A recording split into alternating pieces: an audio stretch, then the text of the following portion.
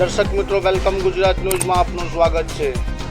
પ્રાપ્ત માહિતી અનુસાર આજરોજ પાદરા તાલુકાના મુજપુર ગામે ચૈત્ર માસ માતાજીના નોરતા ચાલી રહ્યા છે, ત્યારે અનેક ભક્તોના ઘરે માતાજીના જવારાની સ્થાપના 10 દિવસ સુધી કર્યા પછી જવારા વિસર્જન કરવામાં આવ્યું। ત્યારે મુજપુર મહીસાગર માતાજીના મંદિરે વિસર્જન કરવામાં આવતા ભાઈ ભક્તોને સંસ્થાન ફાઉન્ડેશન સેવાના સંયોજક શૈલેષભાઈ પરમાર અને સુરેશભાઈ પડિયાર દ્વારા છાશનું વિતરણ કરવામાં આવ્યું। Bureau chief Jagdish Chauhan.